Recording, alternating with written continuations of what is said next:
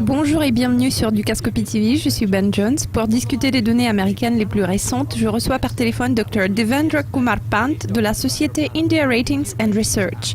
Alors commençons par le taux d'inflation. Il a chuté à 1,3%. C'est un niveau beaucoup plus bas que ceux que nous avons observés ces derniers temps.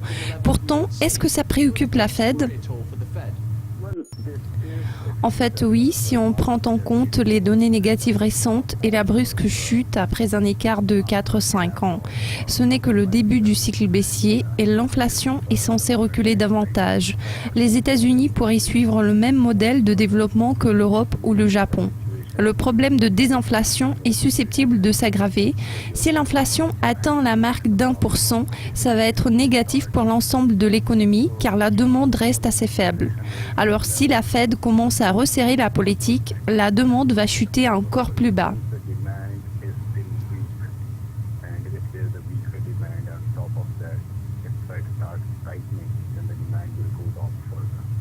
La Fed a maintenu son taux directeur à 0,25%. Quand envisagez-vous les premiers changements ?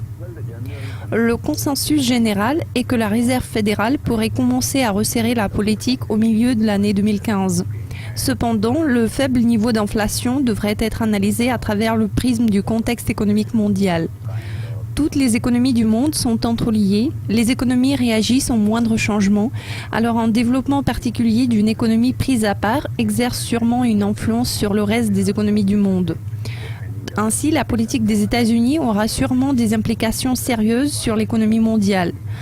Alors en parlant du resserrement, si on regarde leurs chiffres d'emploi, ils sont assez bons. Pourtant, les données du marché de l'immobilier ne sont pas si claires. Ces chiffres ne sont pas représentatifs d'une reprise durable. De toute façon, s'il y a un resserrement de la politique monétaire, il sera très graduel, car s'il est brusque, ça va détruire la demande.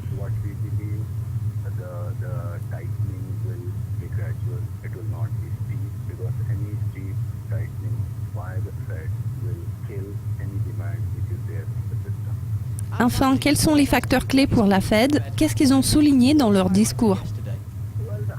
Ils ont mis l'emphase sur l'approche accommodante. Leur message n'a pas été belliciste. La Réserve fédérale a fait noter que les taux d'intérêt bas vont rester en place pendant encore un certain temps. Ils ne vont pas trouver plus d'argent sur le marché. Depuis le mois d'octobre, ils ont arrêté d'acheter des obligations sur le marché. En d'autres mots, ils ont mis à terme leur QI, c'est-à-dire leur programme d'assouplissement quantitatif. Ils ne vont sûrement pas changer le vecteur général de leur politique. Ils attendent plus de clarté par rapport à la demande extérieure. Alors, ils vont prendre une position attentiste jusqu'à ce qu'ils aient plus de données et de signaux permettant de juger de l'état actuel de l'économie. Ils vont également chercher à comprendre comment le marché se développe, comment ça va au niveau de l'emploi et du marché immobilier.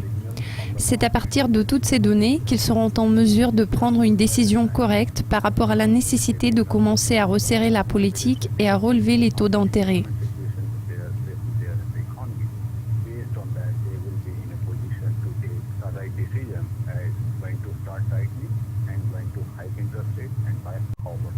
Devendra, merci beaucoup de vos commentaires. Le temps de notre émission est écoulé. Chers spectateurs, restez à l'écoute de Dukascopy TV pour suivre toutes les actualités financières. À très bientôt. Bye for now.